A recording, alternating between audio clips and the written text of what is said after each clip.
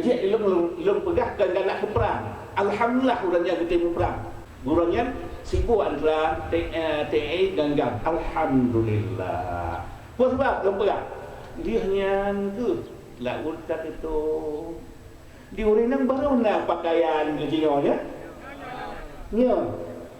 Apa tahun 80 ke dia. Tak pegang. Di katanya orang tekalan anak katanya orang dia mana Cina dulu.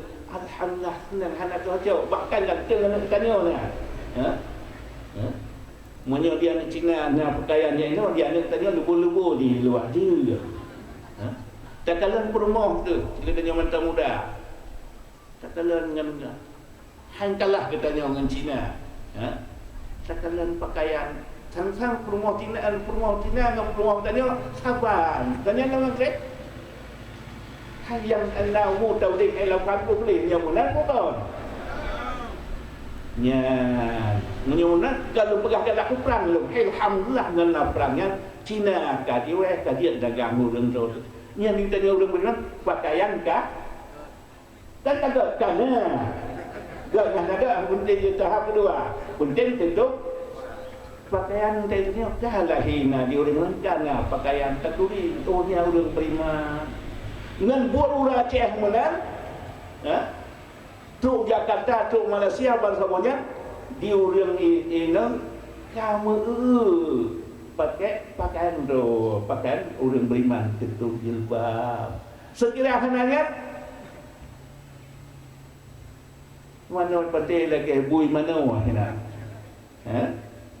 hai bebas panti kemudian akibat dia bebas panti di orang dia panti. Kata kalau bui lah keluarnya bagi bui katanya dia ke bui. Hai lang ke langnya buat gelek bui. Orang ni agak mana segala-segala dia lek bui dia tertukar ke bui. Bui juga bergaul nak nikah. Ha? Orang yang laut yang bebas nak nikahnya kan. Nyoba pelakon kuatnya yang 5 tahun lagi bui bergaul. Buat gelek bui kajian ke bui. Alhamdulillah rajin.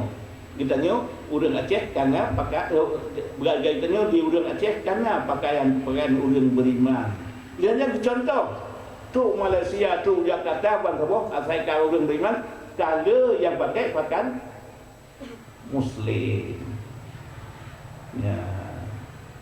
Menyemnan nah alhamdulillah lah. Baik lepas tu galak tu perang hana hikmah. Nah urang nyo gabuak.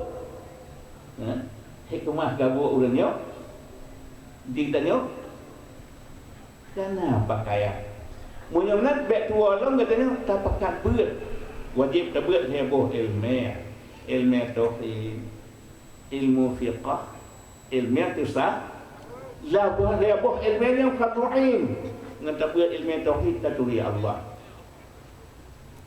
ngan tak berat tasawuf tak buat fiqah tak kuat lagi oleh Allah.